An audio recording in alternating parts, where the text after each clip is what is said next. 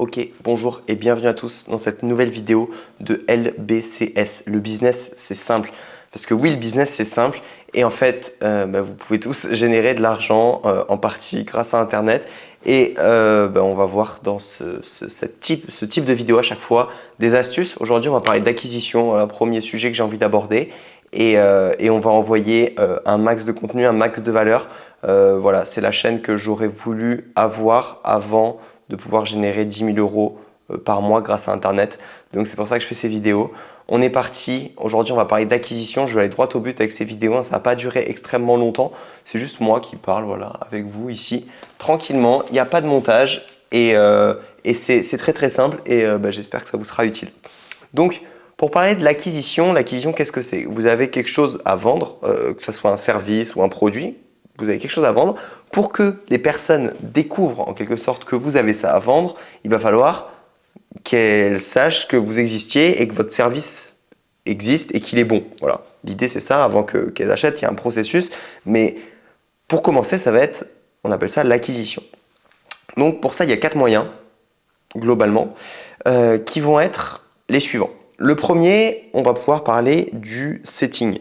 Le setting, qu'est-ce que c'est? C'est quand on va démarcher des personnes, donc c'est quand nous on va vers elles, donc ça va être par exemple sur Instagram, envoyer un DM, envoyer un mail, aller vers la personne, aller vers son client et lui dire coucou, j'existe et j'ai ça à proposer. Donc on peut aborder les personnes de différentes manières, c'est même un métier, un setter.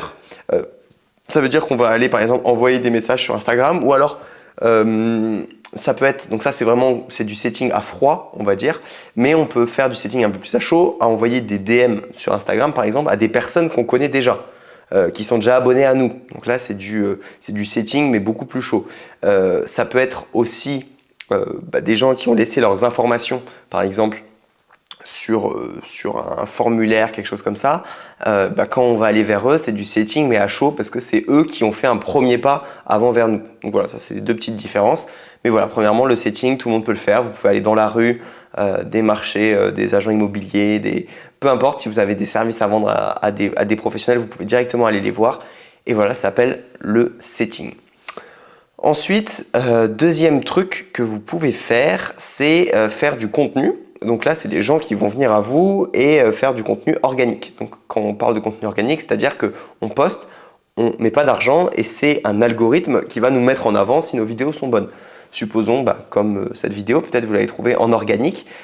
Si derrière, sous cette vidéo, je ne vais avoir pas grand-chose à vendre, mais si par exemple je vendais un accompagnement business, je pourrais le mettre sous cette vidéo et vous m'auriez découvert grâce à des conseils que je vous donnais avec du contenu organique. Donc ça, c'est très recommandé de le faire parce que ça coûte absolument aucun argent. Ça prend juste du temps. Après, si vous investissez dans un monteur, quelqu'un qui va faire vos vidéos, par exemple, ou les écrire ou peu importe. Mais normalement, le contenu organique est fait pour ne pas coûter d'argent. Donc, vous faites un Reels demain sur Instagram. Il peut faire des millions de vues. Comme moi, c'est ce qui m'a vraiment propulsé le contenu organique. Et voilà, j'ai fait plusieurs millions de vues sur Instagram et c'est ça qui a commencé, lancer la machine, créer une communauté où j'ai pu vendre derrière d'autres choses. Donc voilà, c'est quelque chose que je recommande vraiment énormément. J'ai une petite formation, je vous explique comment sur Instagram poster pendant 90 jours d'affilée. C'est en cours de création, donc je ne sais pas au jour où vous regardez cette vidéo si c'est en description ou pas encore. Mais voilà, moi c'est vraiment ça qui m'a aidé. C'est quelque chose que je trouve pour les personnes qui débutent et qui n'ont pas d'argent à investir vraiment dans leur boîte, mais qui ont quelque chose à vendre, que ce soit un produit physique, un service, peu importe. Le contenu organique est la chose qu'on peut utiliser pour vraiment se différencier. Troisième point que j'aborde avec vous, c'est la publicité. Alors la publicité, là, ça a ses avantages comme ses inconvénients. Ça peut être partout, clairement, ça peut être de la publicité à la télé. Vous allez payer un bras, mais c'est possible. Vous pouvez afficher des affiches dans la rue. Et sinon, pareil, sur les réseaux sociaux, au lieu de faire de la publicité, de faire du contenu organique qui vous sera gratuit, vous faites exactement la même chose. Donc une bonne publicité, en plus, c'est une vidéo qui pourrait fonctionner en contenu organique la plupart du temps.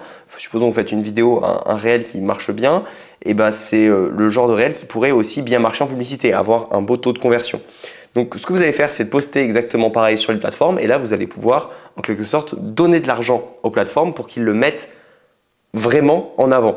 Et ce qui est bien, c'est que vous allez pouvoir cibler les personnes que vous touchez parce que souvent, l'algorithme Du contenu organique, vous touchez d'abord vos followers, les gens qui vous suivent. Ensuite, si la vidéo marche, ça touche d'autres personnes, etc. Alors que si vous avez une offre à vendre, quelque chose comme ça, vous pouvez faire une vidéo où vous expliquez, ou faire seulement une affiche, disons une image, un carrousel, peu importe.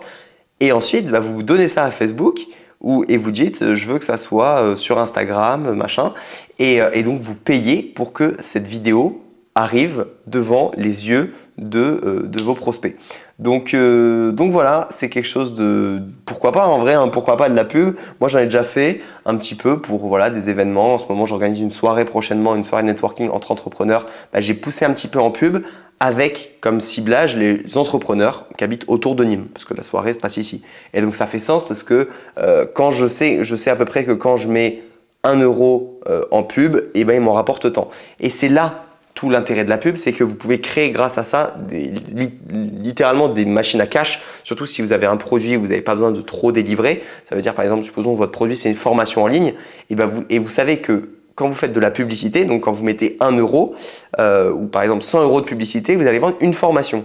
Sauf que la formation, vous la vendez 150 euros. Donc vous savez que 1 euro en pub égale 1,50 € de collecté. Alors c'est pas un très bon ratio, mais techniquement si derrière vous n'avez rien à délivrer, ça peut valoir le coup. Parce que si vous mettez 10 000 euros, vous prendrez 15 000 euros.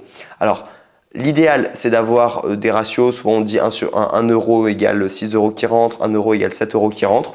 Bon, voilà, après tout dépend du produit que vous vendez, de la marge que vous faites, etc. Mais du coup, la pub, ouais, ça peut littéralement créer des machines à cash parce qu'au bout d'un moment, si c'est un produit qui est vraiment, où voilà, votre délivrabilité, donc le temps que vous mettez à délivrer le produit, si vous vendez par exemple du service, ça risque souvent d'être plus compliqué, à part si vous déléguez le service. Mais si par exemple vous vendez votre prestation de copywriting, j'en sais rien, ça va être compliqué de faire des millions en pub, enfin des millions grâce à de la pub, parce que ok, la pub peut vous faire découvrir à quelques personnes, mais en fait après vous n'allez pas pouvoir délivrer autant que le nombre de clients que vous avez, parce que vous êtes limité. Donc voilà, mais la pub ça peut être vraiment légendaire pour faire scale un business, parce que ça ne dépend pas de vous, vous avez juste à mettre de l'argent, mais il faut que les calculs soient bons pour ne pas être perdant. Voilà un petit peu pour ces 3 manières de faire de l'acquisition de clients. La dernière que je vais vous présenter, qui est sûrement la meilleure, c'est, mais couplée aux autres et encore mieux, c'est le bouche à oreille en fait. C'est que vous ayez entendu d'une personne que ses services sont bons ou que son produit est bon. Supposons vous recommandez, je sais pas, une confiture que vous avez goûtée qui était incroyable, ou un restaurant où vous êtes allé qui était vraiment incroyable.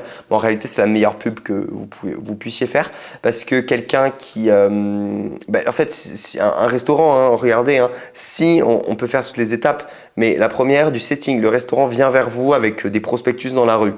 Bon, pourquoi pas, j'y vais. Il y a une petite promotion en plus pour me donner envie. Pourquoi pas. De la publicité, bon, du contenu organique, supposons on voit des vidéos drôles, des vidéos peu importe sur ce restaurant, ou des avis clients de ce restaurant sur internet, du contenu organique qui a été posté, où le restaurant n'a pas mis d'argent pour le mettre en avant, vous tombez sur ce contenu, après il a pu mettre de l'argent peut-être en payant des influenceurs, mais vous voyez c'est quand même du contenu organique, parce que c'est un algorithme qui vous l'a proposé, voilà un influenceur qui va dans tel restaurant, il vous le présente. Pourquoi pas, ça peut donner envie. Du contenu payant, de la pub payante, vous scrollez sur Insta et là vous voyez le meilleur restaurant de Nîmes, telle adresse, sushi, machin. Bon, pourquoi pas, mais par contre, votre meilleur pote vous dit « Ouais, là c'est incroyable, je suis allé à ce restaurant, j'ai jamais aussi bien mangé. » Là, ça vous donne envie d'y aller. Donc, et c'est encore mieux parce que le bouche à oreille, peut-être qu'on vous a dit un jour que le produit de un tel ou un tel était bon, mais que vous n'êtes jamais allé et que là, vous tombez sur une pub qui vous parle de ce restaurant en sachant que quelqu'un d'autre vous en a déjà parlé, là c'est un banger. On dit souvent en marketing qu'on voit ou on entend parler d'un produit 7 fois ou d'un service 7 fois avant de passer à l'acte d'achat. Ouais, ouais c'est un peu ça. Et donc le bouche à oreille rajoute une vraie preuve parce qu'on fait confiance souvent aux personnes qu'on connaît. Donc voilà un petit peu. Écoutez, on arrive au terme de cet épisode de Le business, c'est simple. J'espère que ça vous a plu, que vous avez appris des choses. Et puis, vous pouvez cliquer sur d'autres vidéos ici, vous abonner à la chaîne et je vous dis à bientôt. Allez, faites du cash.